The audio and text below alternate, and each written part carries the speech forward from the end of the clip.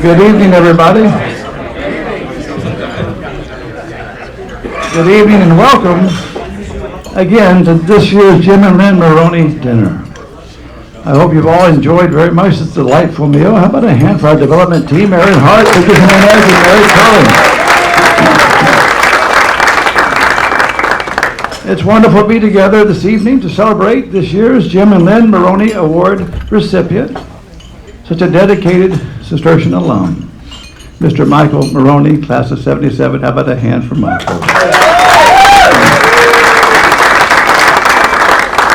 And what a treat it is to have a tremendous room of Cistercian family join him in honoring him this evening. In particular, wonderful to have his wife, Renee, and so many members of the Moroney family. Thank you for being here. How about a hand for them?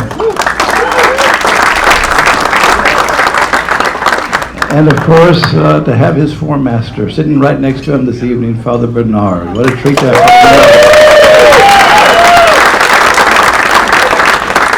And to be joined this evening by generations of other classes, which have been a huge part of Michael's influence upon Cistercian all these years, particularly the class of 2005, my own, who's at this table here. How about a hand for all those Michael's influence?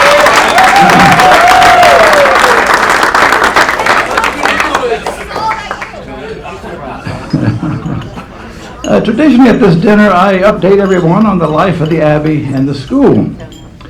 And the Abbey has truly been quite a year.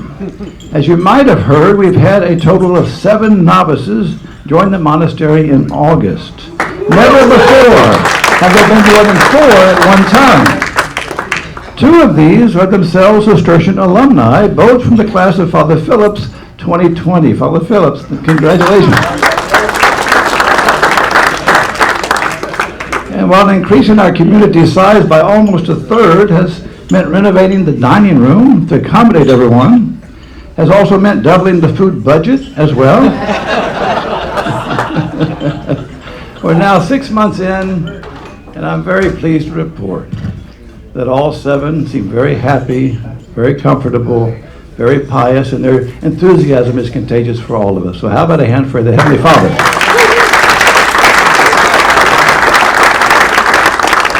Now, it's still a bit early still, but would you believe we already have 2 others who are strongly interested in joining this coming August, one of which is also an alum. So God is indeed good.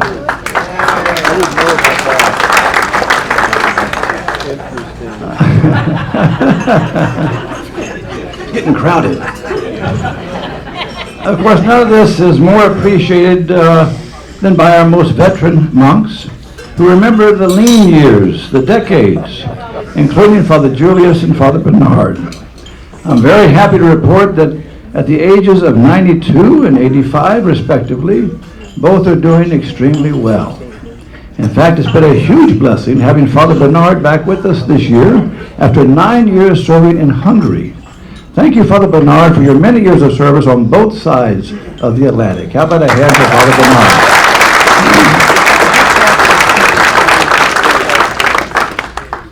Of course, anticipating and managing all these changes in the daily life of the Abbey falls singularly to one man. We're extremely grateful for his humble, his wise, his steady leadership of both Abbey and school, going on now for 13 years. Thank you, Father Abbot Peter.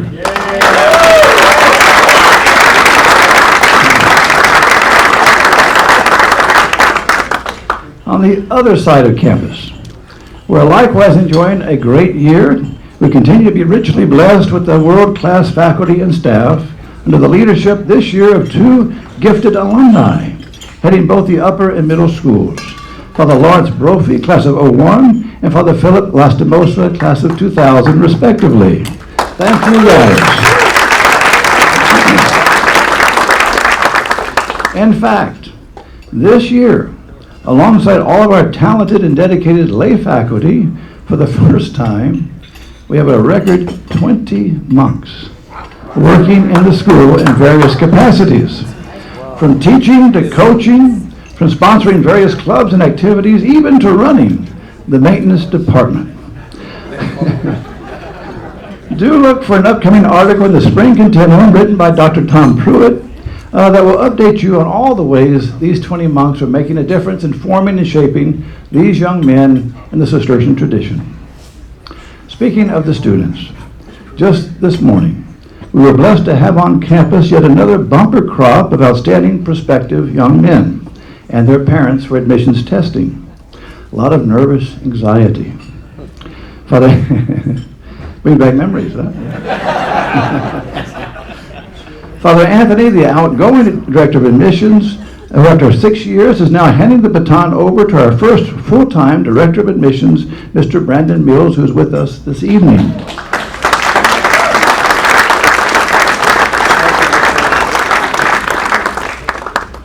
With the winter SBC tournaments just 2 weeks away, needless to say, the boys are very excited.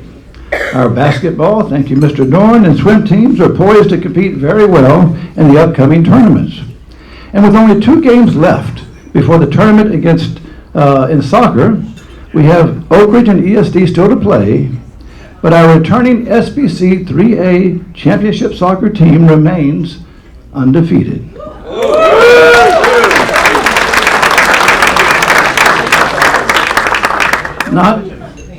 Not to jinx it. But would you believe our soccer Hawks have not lost a single soccer game against any opponent, 3A or 4A, since February 2022. How about that?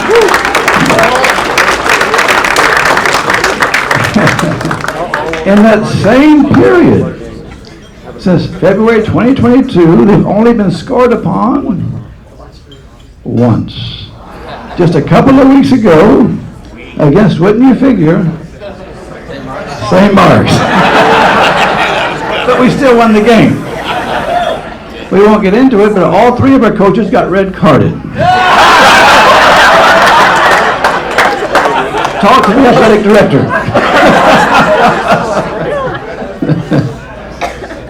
This coming spring, on the morning of Saturday, May the 17th, the community is looking forward to the dedication of a new cross-country trail, as Peter mentioned a moment ago, designed by alum landscape architect David Hawker, class of '96. If you've yet been back to campus to walk or run the trail, I highly encourage you to do so. Just check in during school hours with the front desk, and I think you'll very much enjoy it. It has been featured in the fall's Continuum magazine as a premier 3.1-mile cross-country trail that begins with an elevated bridge to the hidden field.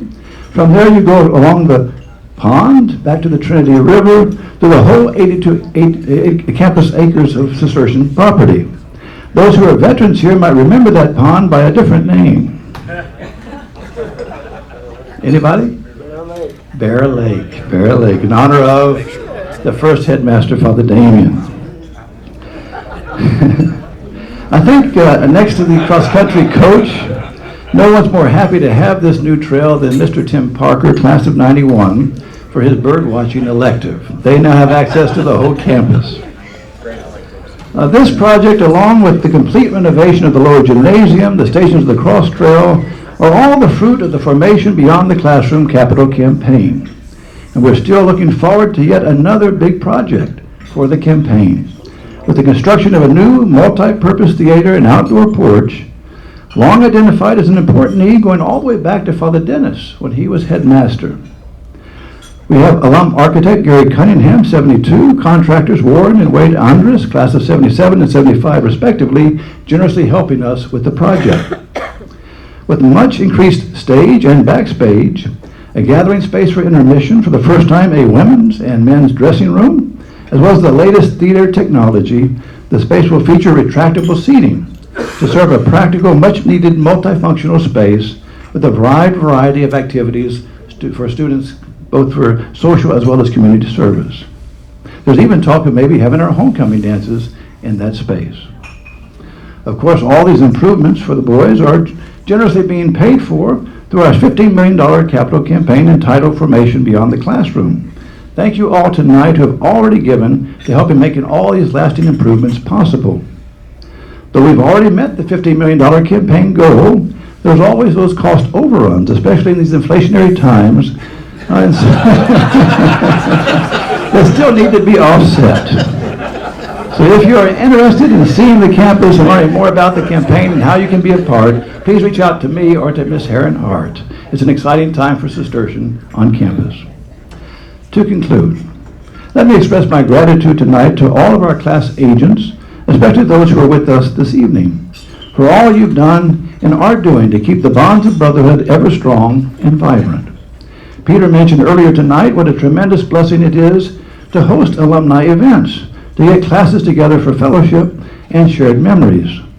These enduring bonds are likewise reflected in the always strong participation each year in our scholarship drive.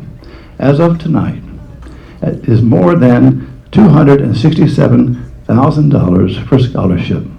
25% of our alumni have already given so far. Class agents, please stand at this time for a round of applause. Thank you for your work. All class agents.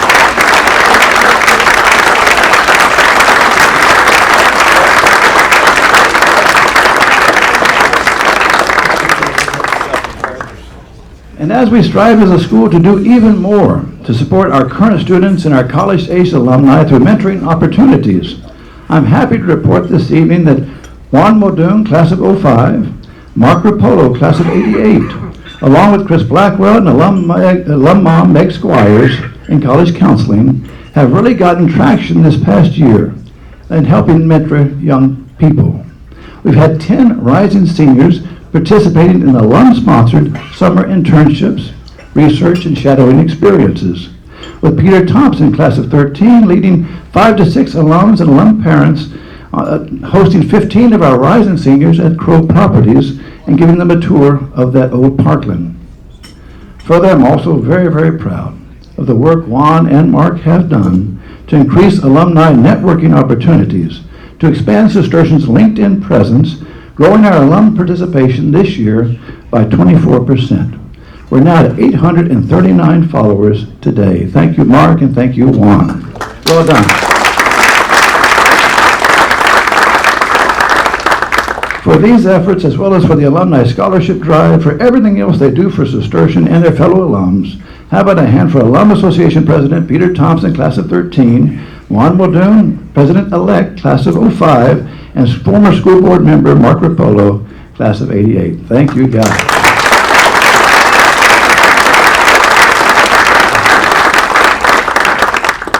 We've now reached the point in this evening's dinner to have yet another outstanding Cistercian alum join the ranks of our Jim and Lynn Moroney Award recipients. But first, I ask all prior recipients with us tonight, including our beloved and honorary recipients, Rodney Walter, Bob Hauser, and Dr. Tom Pruitt, to please stand and be recognized. All former recipients, please stand.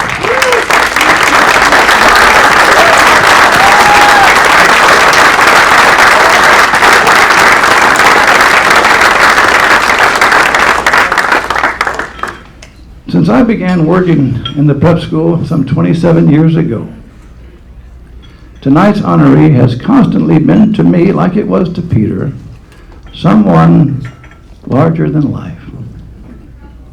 Always working quietly, humbly, and behind the scenes to support whatever project Father Peter, myself, or Aaron approached him with.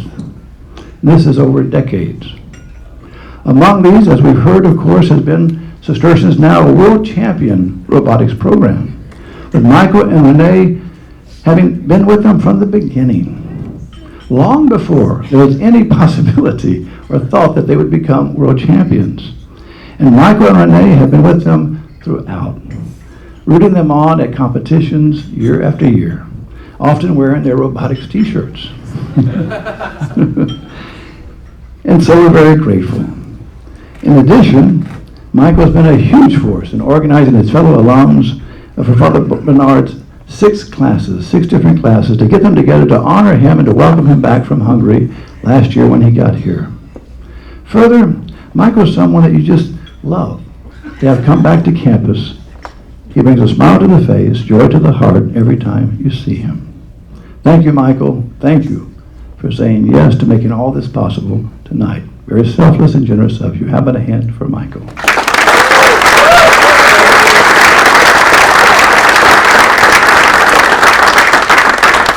And to introduce him more formally, I invite to the podium someone who not only knows him as a fellow alum, but also as a beloved and respected uncle and as a lifelong friend.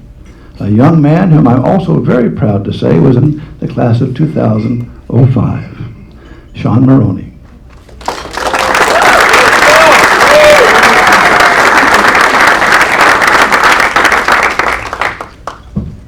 Thank you, Father Paul, Father Peter, Father Bernard, Aaron, and the whole Cistercian community for hosting this wonderful evening and gathering us together to celebrate the Jim and Lynn Moroney Award.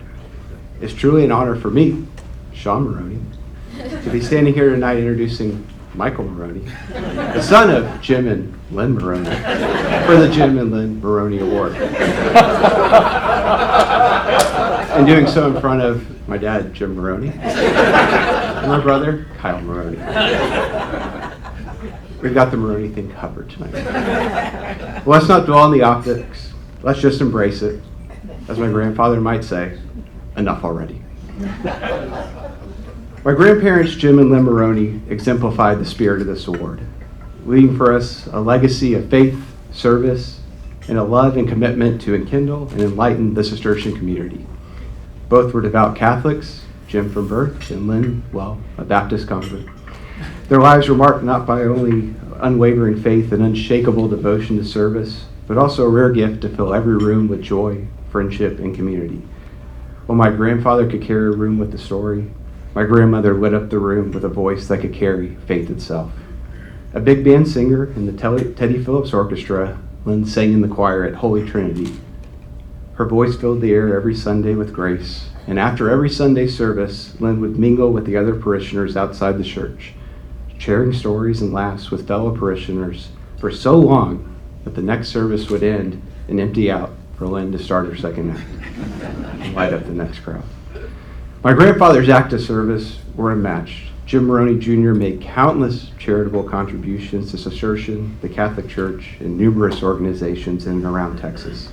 But those who knew him best would say his greatest acts were those that no one knew about to the people who needed it most.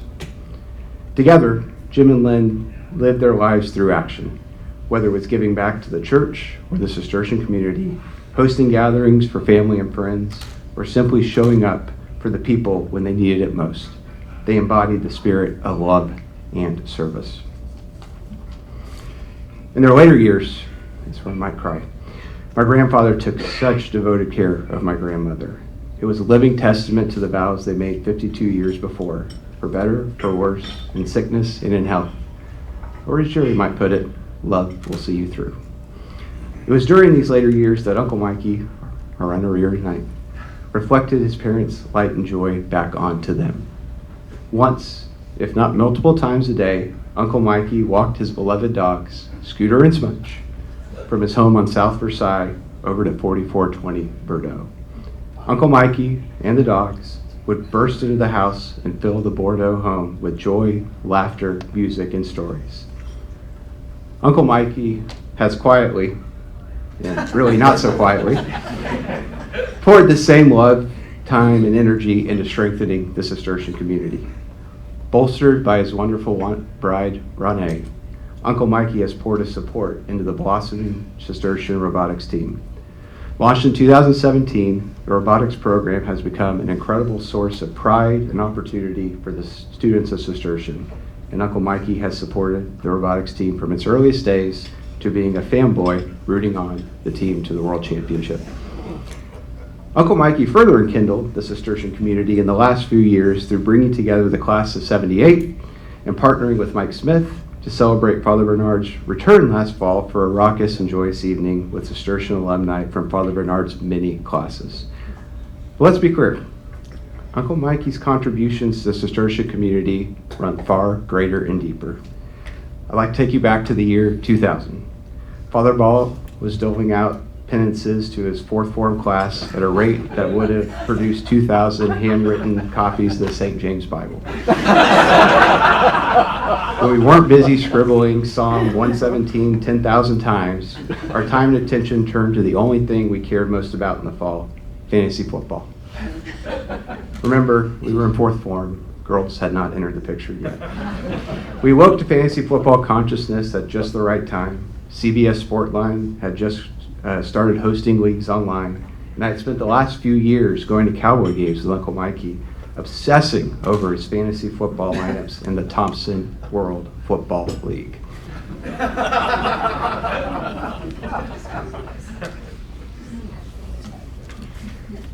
That summer in 2000, I floated the idea over AIM, that's AOL Instant Messenger, to Jack Dorn, our now esteemed athletic director, about starting our own league. Like me, Jack had spent years obsessing over fantasy football, following his dad Mickey's fantasy football team. We only had a couple of weeks to pull together a league and host a draft. We needed help and guidance, so we turned to our shepherd and steward, Uncle Mikey. Uncle Mikey orchestrated our first draft in the Moroney pool house and served as our guiding light for years to come and kept the league afloat. Uncle Mikey recorded every single pick of the draft on his handwritten spreadsheet while patiently wading through our shenanigans, like devouring whole sticks of butter and stabbing each other with pencils. Uncle Mikey's unwavering faith and devotion to the league was instrumental in building the longest running Cistercian fantasy football league, now going on 28 years,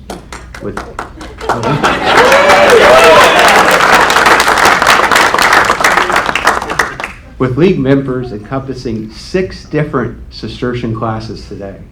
Father Paul's 2005 class, Mr. Hauser's 2006 class, Mr. Saliga's 2011 class, and 3 classes of Father Bernard's, 78, 04, and 12. Even our team names pay homage to our common Cistercian heritage. Not those names. Including our current 2-time defending league champions, Jack Dorn and Thomas Cook, with their team, Ardere et Lucere. Mickey's part of that team, too. That's true, sorry. Oh, come on. And in honor of Uncle Mikey tonight, the Olson League members are making a donation, helping with the inflationary and all those other impacts, of $10,000 to Cistercian to continue in kindling and enlightening hope in the Cistercian community for many years to come.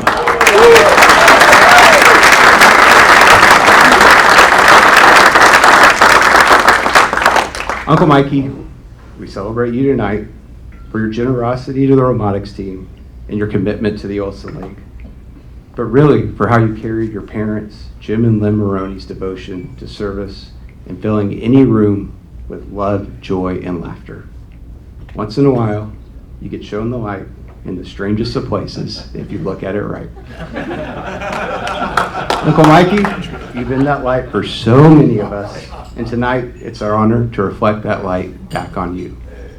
Uncle Mikey.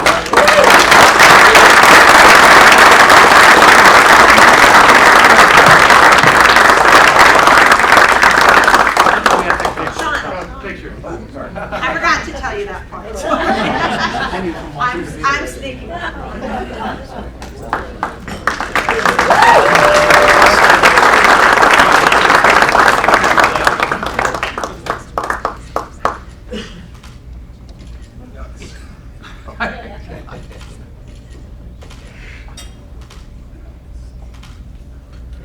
Had this same problem at school. Sorry. That's the class of 77, Sean. Where do I start? I have a lot of pages here. And I did a lot of editing this afternoon because I had a lot of things I wanted to say, and then I had to whittle it down. I was am determined not to become the new Tom Lewis.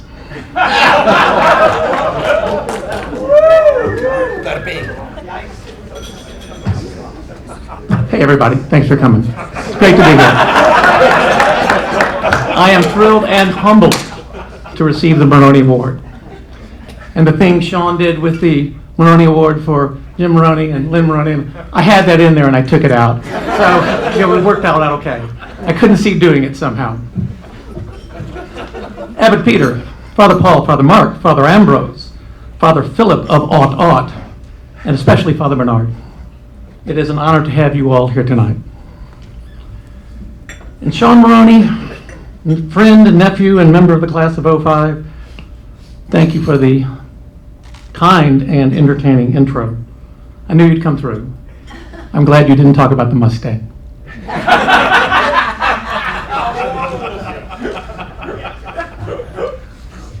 Barbara's glad too. More than you know. Hey, so Juan Muldoon, where are you? Thank you. You're the only class in the class of '05 that is here tonight that I don't know. So I'll come say hi later. Good to see you. Hello to the Moroney family right out front here. Jim, Barbara, and almost all the kids and spouses.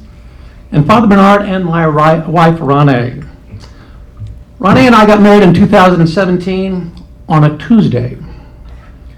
If she was not my wife, I don't think I'd be standing here tonight. I love her and don't want to imagine my life without her. If this happens, no. What is it you said in one of the Charles Lipscomb, Jim? You said, I've been known to cry at grocery store openings. Well, if I'm doing it on that one, I'm just going to keep these handy. Yeah, right. And hello to the other members of the class of '77. Where are you? You out there? Where are you all? Oh, no, sorry about that. My back's been to you the whole time. Sorry. Ben Bennett, John Nicholson, Mike Skalak, and Warren Andrus, a Moroney Award recipient himself way back in 2001. And Mike Skalak has been our class agent for the entire time. And that is just yeoman service. Mike, thank you for all of it. You have kept us together, and all the class agents, a little hand for them.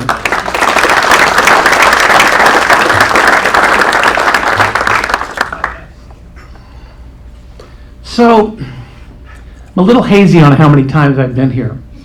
I think I attended Warren's dinner in 2001. And my brother's Jim, I have to think I was there at that one. But after hearing how dedicated I was to the school, I will have to admit that I can't tell you that I've been to this event more than 5 times, honestly. So, just because I like doing this kind of stuff, we're going to do audience participation here. How many people in this room have been to the Moroney Award dinner 10 times or more? Show of hands. How many people have been 20 times or more? All right, that cut it down pretty quick. All right, so then how about first-timers? There have to be some first-timers here tonight. Oh, and of course you all. I didn't mean you all. Where else? All right, Rishab and Yosef, are you here?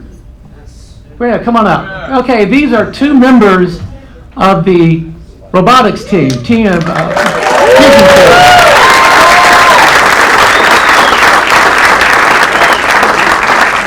Rishab is class of 25 and Yosef is class of 26. That's Yosef Novinsky, by the way. So it is because of Fusion Core that I think that's been come out a little bit that is the only reason I really think that I'm standing up here tonight. And here, come on up. Right. Oh, wait a minute. You all have something. We come bearing gifts. Oh my God, they have gifts. All right. This is a letter signed by every member Oh, of the Fusion Core robotics team. I will put it on the signature wall at home. I will. I already have one from you all, but this is a new one. Thank you. And because you are truly part of our team,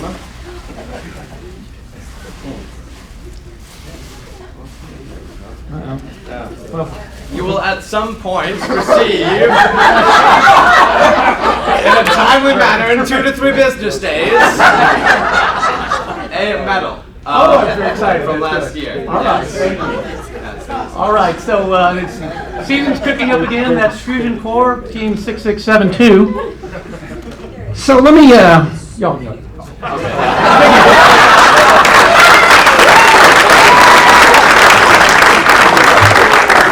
So I'm going to do a little history of the Cistercian robotics program. It started in 2016 and 2017 with 15 members. Now in 2025, Cistercian robotics has 49 members 19 freshmen. It is the school's largest organization. Imagine. Right, yeah, there you go. So I had to figure this all out, but I thought I'd put it down for you to explain to you how this works, because any of us were doing robotics back at the school when we were there? No, I don't think so. Fusion Core is a member of the first robotics program. It was created in 1992, a division of the FIRST organization, that's an acronym. FIRST organization was founded by Dean Kamen in 1989. Anybody know Dean Kamen? He's the guy who invented Segway scooters. In 1992, he started the FIRST robotics program, and FIRST is an acronym for Inspiration and Recognition of Science and Technology. It is all over the world. At least 60 countries are involved in the FIRST program, and I think that, I didn't check this before, but there are, I believe, over 20,000 teams from high schools competing in this. The great majority of it here in the country, but Turkey is one of the third largest places. So, and Brazil has a good showing. So it's really a worldwide organization. Now, I didn't know any of this in 2018 when Erin Hart, you know Erin Hart, she contacted a few of us 77 guys and told us Mike Malden was coming out to talk to the robotics team. A Cistercian robotics team? Who knew? Michael was a member of our class from 1st through 6th form. His family moved to Midland in 1974, and he went on to become the valedictorian of Midland High. From there, he went to Rice. From there, he went to Carnegie Mellon for graduate work.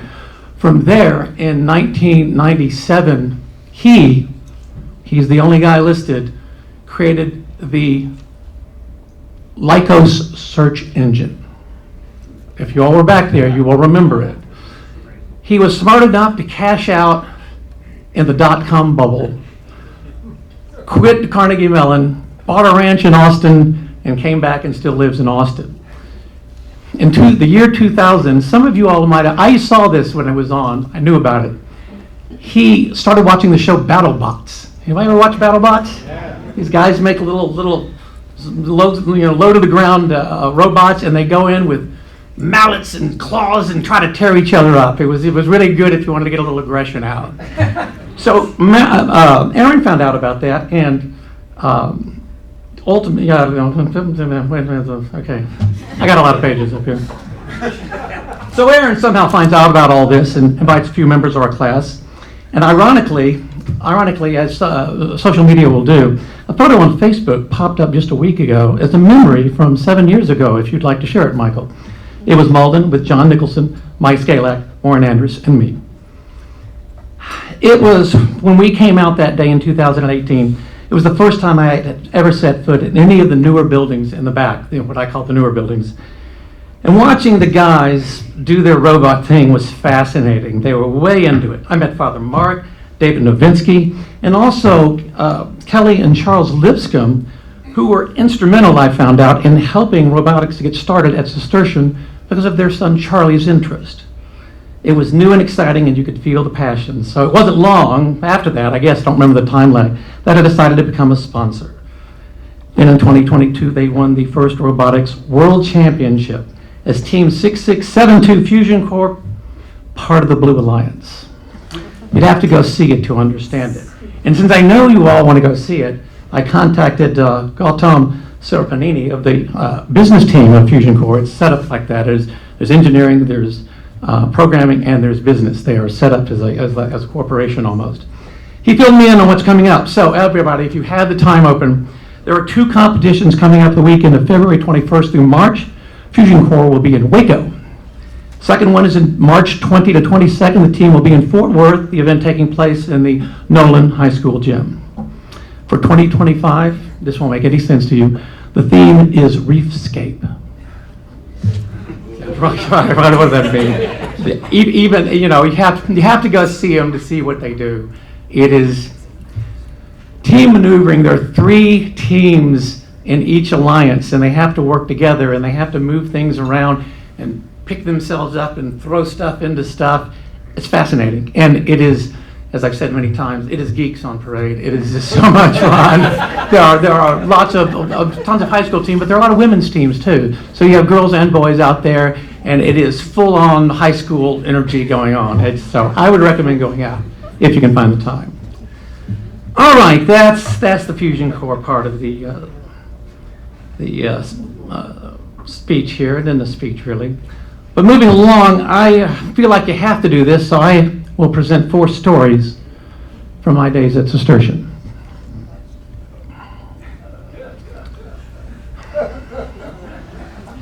So I started in 1968, and like many of the students at the time, maybe still, I don't know, I rode one of the 3 Cistercian buses to and from home to the campus.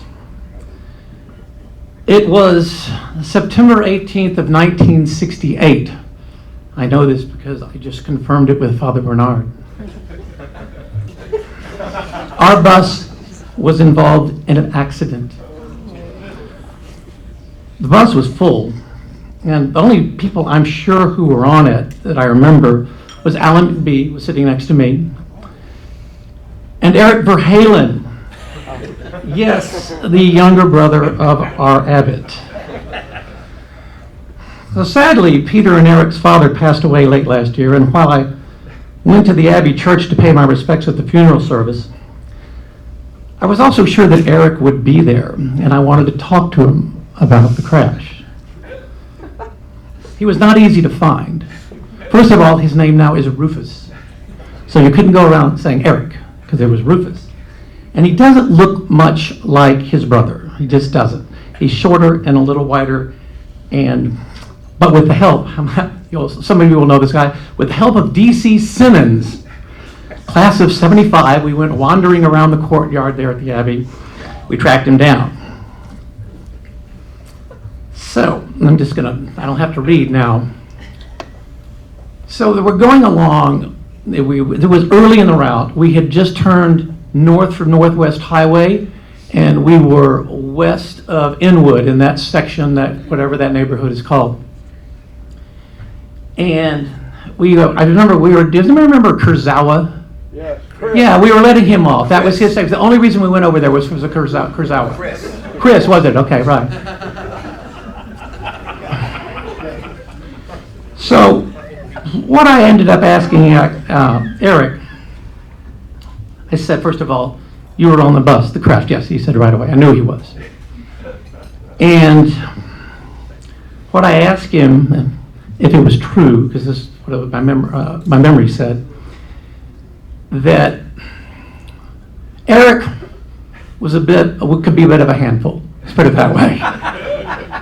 And he would be a handful on the bus, and as a second former at the time, he had a little more, power in the sort of Lord of the Flies thing that went on in our school buses. And so the bus driver was not fond of that, as you can imagine.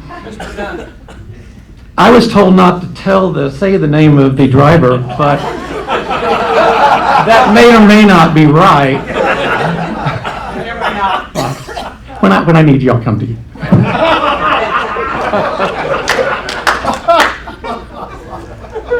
So what had happened that day, I don't remember what he was doing, but he was cutting up. And the driver, who shall not be named again, threatened him with what was the standard punishment for maybe anybody who did it, but it was certainly for Eric, that he would have to, if he did one more thing, he'd have to come up and sit in the well of the bus where the stairs come in.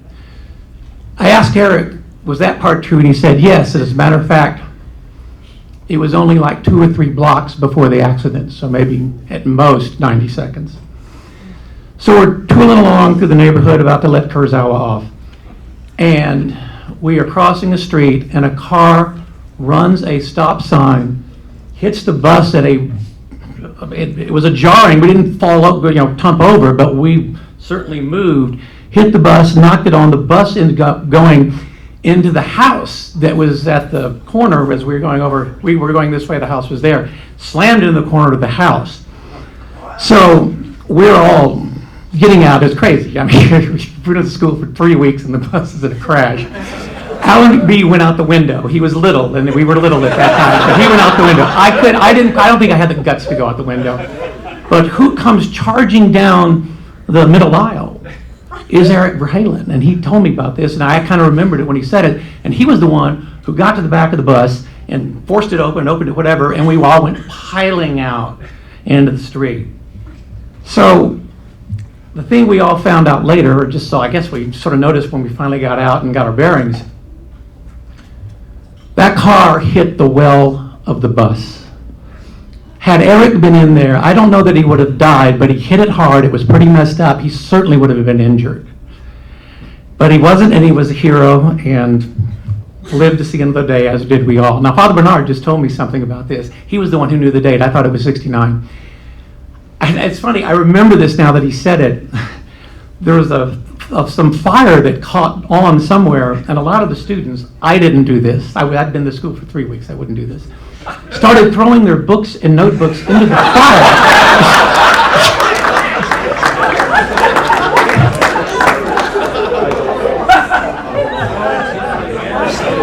All right, and the driver who should not be named, I think, hit the gas as we turned, because we turned almost 45 degrees, went slamming into the side of this brick house, and we all found out later that there was a young girl sleeping in that room that was maybe 3 feet from being hit by bricks or whatever, by the bus maybe too. So nothing really happened. Lewis Tipton, Father reminded me, Lewis Tipton broke his nose, and that was about it. We all came out and were, I guess, no worse for the wear. But that was the great Cistercian bus crash of 1968. And let me tell you, you can't find anything online about that. I was filling in some holes, and thankfully I sat by Father Bernard, and I thought, hey, Father, you remember the bus crash? Well, he knew the date. He knew Lewis Tipton broke his nose. He knew everything. So, you get credit. The guy who gets credit really for that story there is Father Bernard. All right, so moving chronologically, from 1965 to 1987, there was ski camp. I loved ski camp. It was like a week-long field day. And you weren't able to go until third form. So you had to wait a couple of years to get in. It was a privilege earned with age. It added mystique to the whole thing, right? So, first of all, how many people in here went to a ski camp? Just one, we'll do it. All right. Well, how many went to 3 then, as long as I'm asking? All right, I did, sir. I went to all of mine. Our class of 77 had at least 5 attendees that I remember. Ben Bennett, Ricky Martin, Mike Smith, Alan McBee, and me. Gibbons. Well, yes, really, he might not have been in our class at first. Remember, he dropped down to our class. He was in your class and came into our class. And as Gary is no longer with us, we will... And I mentioned Doug's name and you do that? I mean, wow. He did it. These Collins boys. And actually we had 6, because Father Bernard went every year. And that, I think, made it fun, because we had our forum master there, and he skied with us. He did everything with us. It was so much fun to go to Crested Butte. Father Bernard was an avid skier. It always began with the bus ride, which was part mania, part endurance. Our senior year, a couple of us made the trip up with Father RL in the station wagon, in the Abbey station wagon. I guess 3 or 4 of us went. It probably happened every year to a senior class, but we did it one year. Interesting thing, probably the most I ever talked to him. I also recall Mark Godat. Mark Godat was far and away the best skier I had ever seen. He's a beautiful skier. Skis are that kind of clack, when they're right next to each other. And he could jump, and he could do windmills and all these little tricks. He was such a good skier. So Mark, you aren't here, you missed all that, but somebody tell me. And I do remember one night, probably still in middle school, I think, 3rd or 4th form, probably 4th form. We were walking from the town of Crested Butte, 3 of us, back up to our hotel with Father Bernard. It was me and, I think, again, Alan McBee. I don't remember what we talked about. I just remember doing it. It was the perfectly timeless moment that took about 45 minutes. And that's what I remember. I remember it fondly. It was just because we were doing something that nobody else at the school was doing, right? Walking from the town. It was cold. All right, then. So, in preparing for the talk, because I was talking to Aaron, and ski camp was one of the first things I talked about. I loved ski camp. I'm sorry it isn't done. I don't know what the logistics. Probably the school grew beyond it somehow, I'm thinking, because I think everybody went, had fun.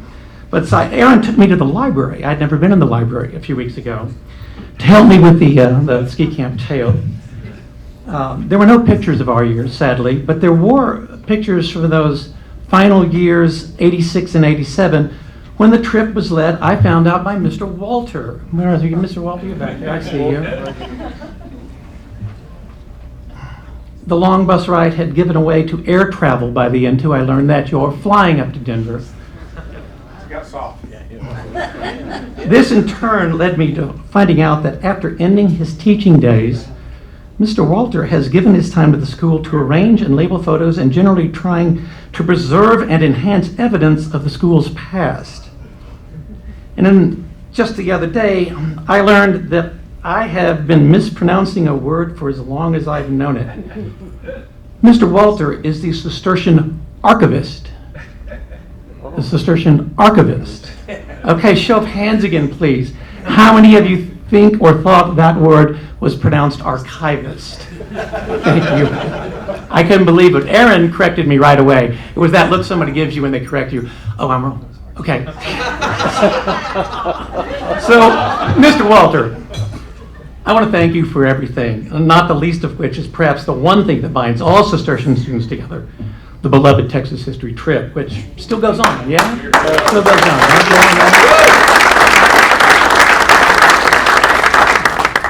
And I thank you too, Mr. Hauser, for very much the same thing, devoting your adult life to make Help This School a pinnacle of education and enlightenment.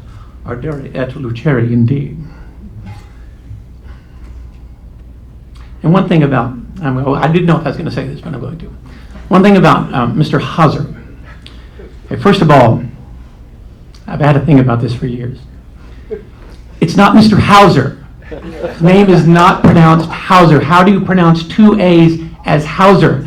H-O-U-S-E-R, Hauser. H-O-W-S-E-R, Hauser, but not H-A-A-A-S-E-R. So, I've said that to people before, and I've scolded them, and I said, it's Hauser. Hauser, like the avocado Hauser. So, I went online, and I was watching a bunch of the earlier speeches, and Mr. Hauser has one, and sure enough, he goes in and he talks about his nieces, so-and-so Hauser, and I realized, oh man, I've been wrong too. All this time, I've been scolding people, and I did not have it right. It's a Z sound. It's a German thing, as I've been explained. Mr. Hauser. Okay, everybody, Mr. Hauser. No, I got more to come. Thank you for doing that. I appreciate that one. Okay, this is story number 3. We're in the middle of Cistercian at this point. We're fourth form, fifth form. It is lovingly titled The Rock Wars. So, and I don't have any notes for this because I know the story really well. So we went out, I don't know where the rest of, we all went to a field days at different places, but one of the places we went to at least a couple of times, Jim's class minded as well, was the Moroney farm.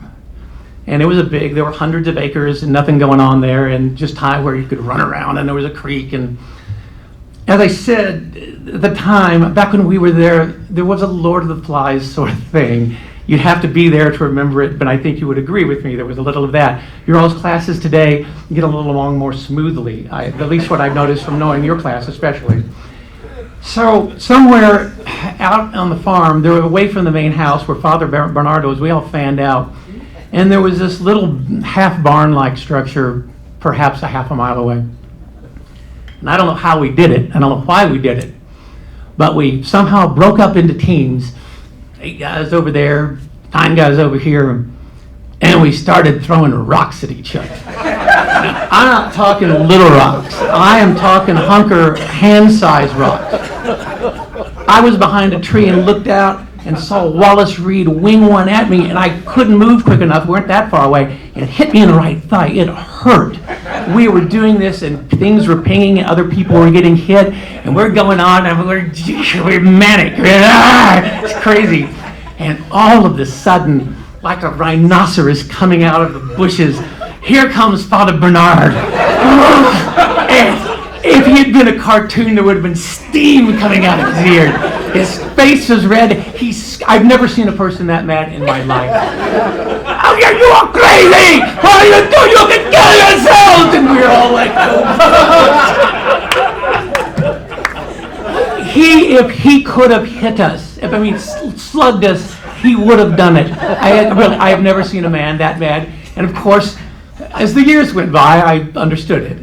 It took a while because next year we had another rock war.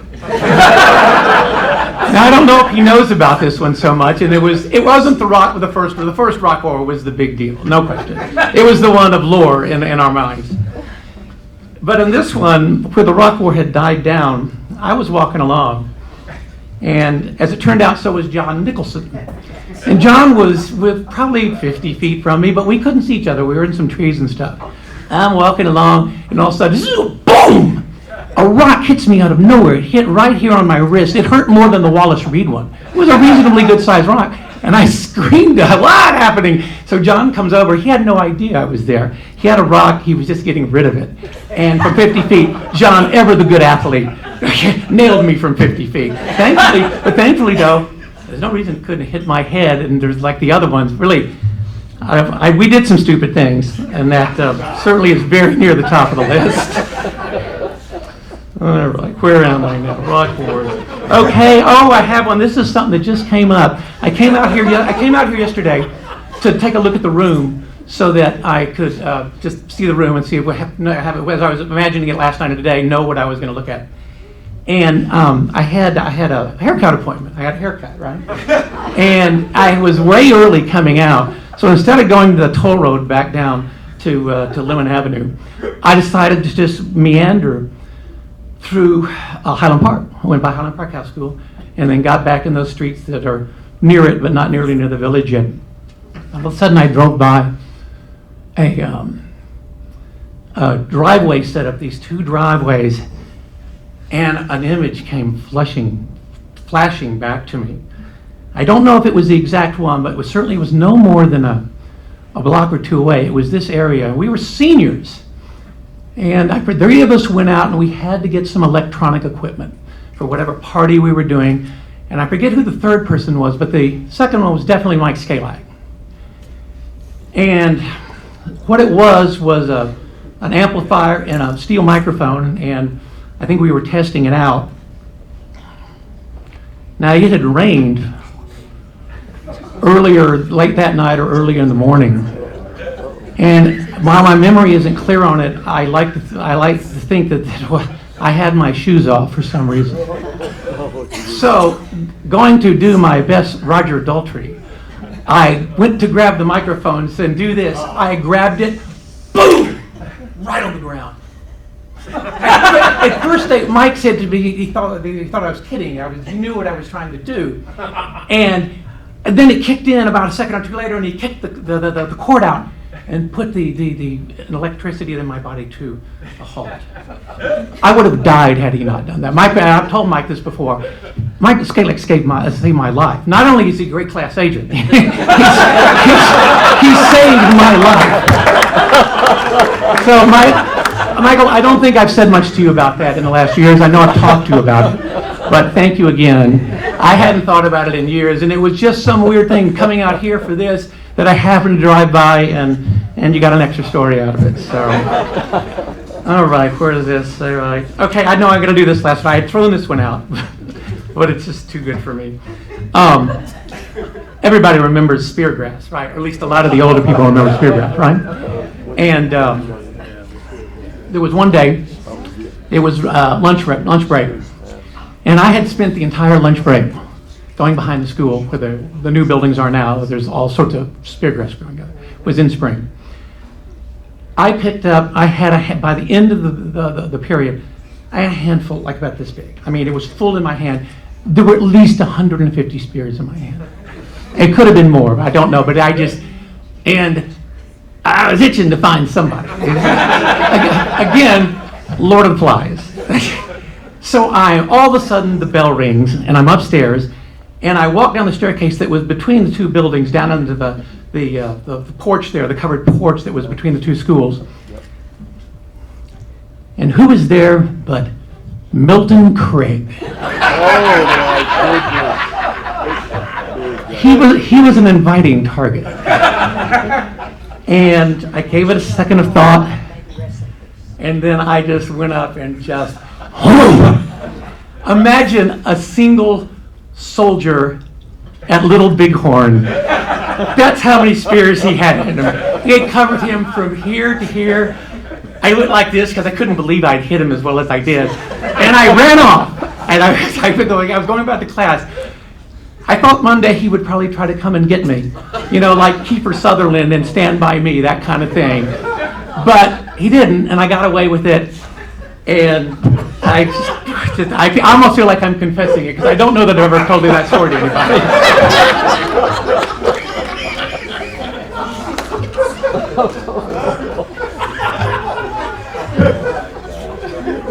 I put this down here earlier for me.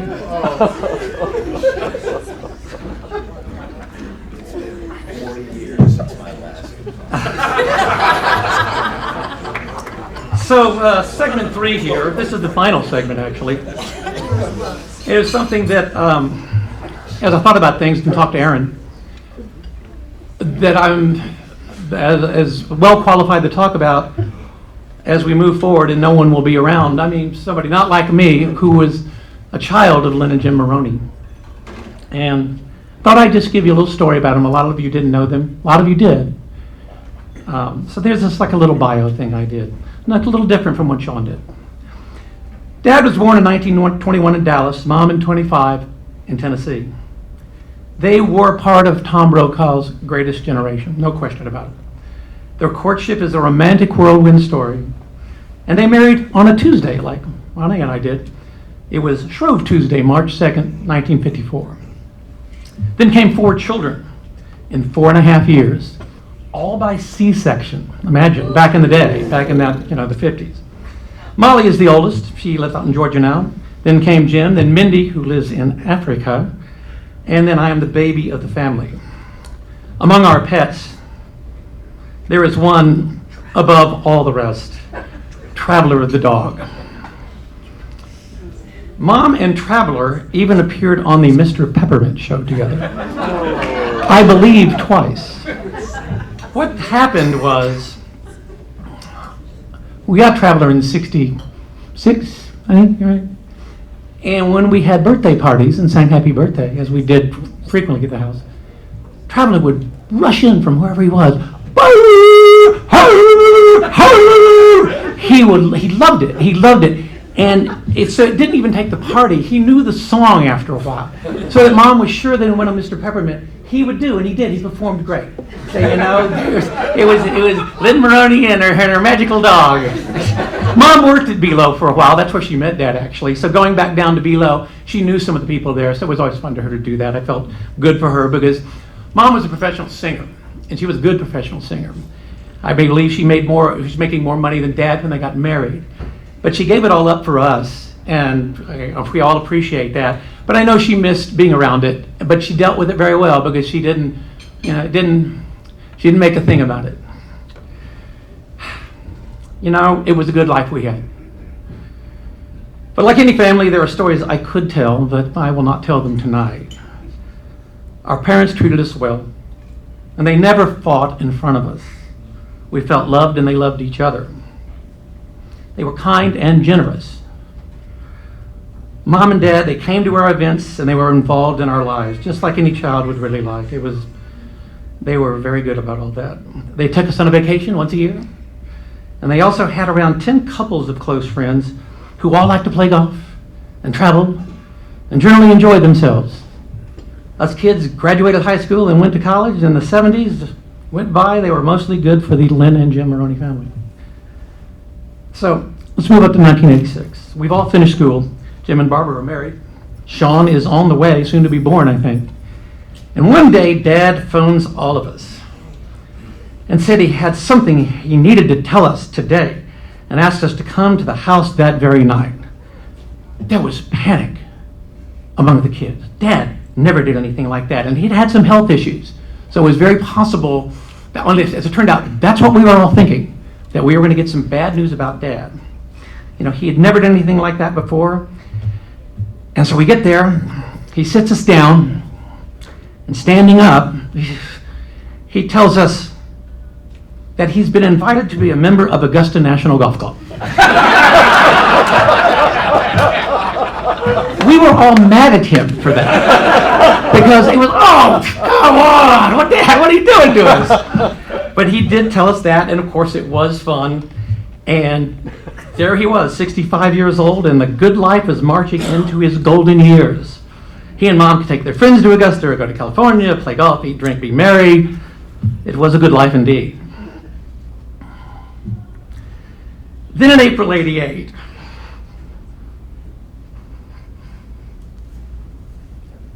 Jim, Mindy, and I are at the house, at the Bordeaux house, and I can tell you exactly where we were standing. I don't know what we were talking about. We were just talking, and Mom joins the conversation, and she says something to us, and then we carry on. We say a few things, and then Mom repeats back to us, word for word, intonation for intonation, exactly what she had said 45 seconds before. We told her that she did. She did. Said, no, I didn't. And Jim and Mindy and I we all looked at each other. We did that quick glance and went away to go just talk about what happened. Well, indeed, it was the beginning of dementia for my mother. It was a long road. It went on 22 years. She was good at hiding it at first. Dad and Mom could still go out and do the things they did. What I remember most was Dad. Dad didn't come equipped with caring skills as being a person to take care of somebody. But he did his best. He stayed by her side. He would take her to things as long as he could before, as dementia does, things get even worse. I know some of you out there obviously I've been dealing with, you have to, and it just keeps getting worse. So, you know, it was this kind of thing too, because it's so weird when you go through it. You always hope it'll get better. But Dad, really far into it. It was 14 years into it, and they'd be sitting there. Mom, the good thing about Mom and her dementia, she wasn't one of those wanderers. Mom really liked being and sitting in that chair in the den because that's where she knew was home, and she became extremely sedentary. At the end, they had to walk her around to get her to bed or whatever. But so we never have to worry about that. But Dad, when they would sit there, we'd kind of come over, and he'd be talking, and we'd talk about something, and he'd say, Lynn, you remember that? Oh, did that around when all of us were on. It's like, Dad, hey, no, she doesn't remember Dad, but he was that way. He was devoted to this woman. They had a great marriage.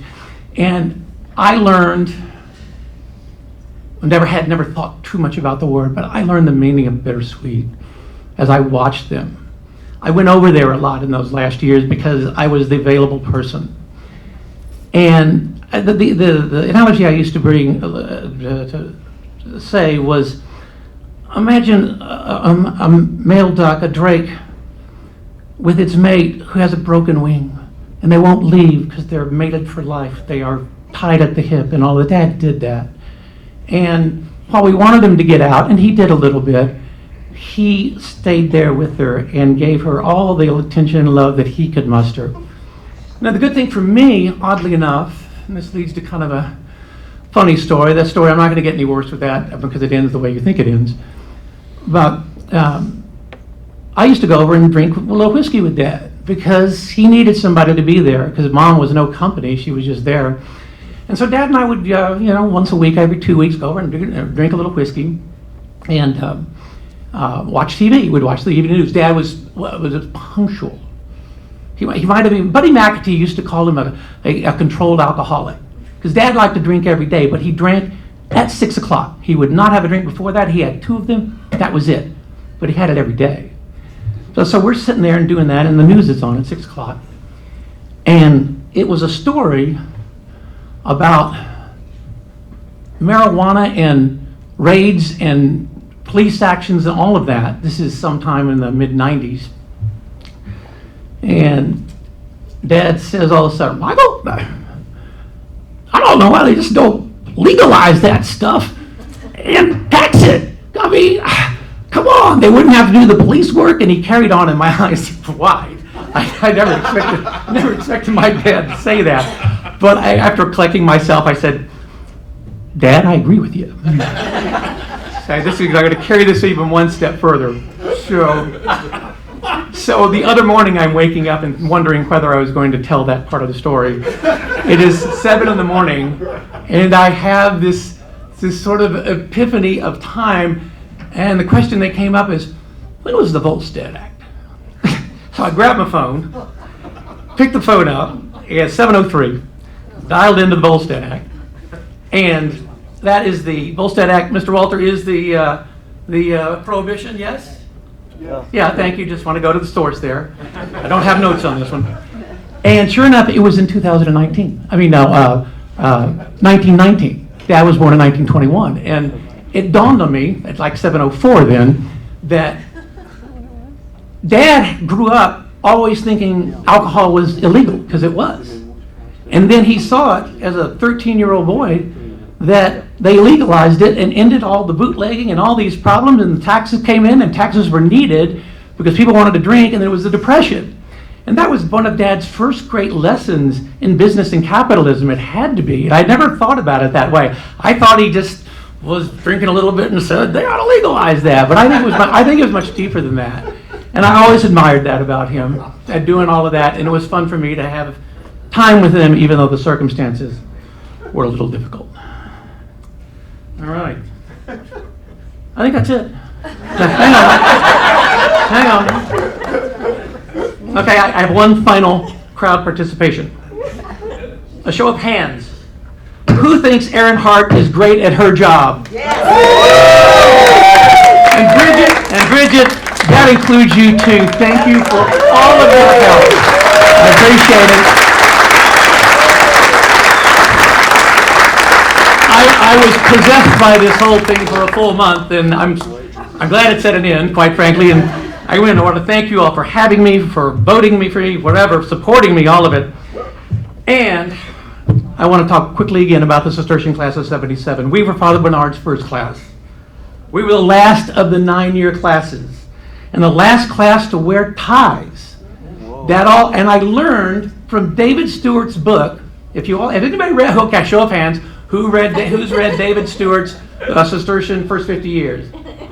There are copies available in the Cistercian Hawk Room by the gym. There are copies available for sale. I'm just saying. So it was a fantastic read. We figured out, because I talked to David, and all of it was in the book. I thought preform disappeared after and when we became first formers, because there was a master plan back from the early days that they would get to 8 classes, they would drop the 4th grade. It seemed, it's mathematical, it's Father Dennis, and all that. No, Father Dennis was the one who just decided to drop it. And I think he also dropped wearing ties at the same time. That's what we concluded talking earlier. So a little Cistercian history for you there. Father Bernard, we were so lucky to get you as our form master in 1968. You were the most Americanized of the monks and the youngest, 27, when he took over our class. And that was so helpful to all of us. You graduated us in 1977 and then went on to graduate 5 more classes. Surely a record that will stand the test of time. Oh, he also squeezed in 50 years as headmaster. Thank you so much for giving us your life in service of the school and all of us. Father Bernard, thank you.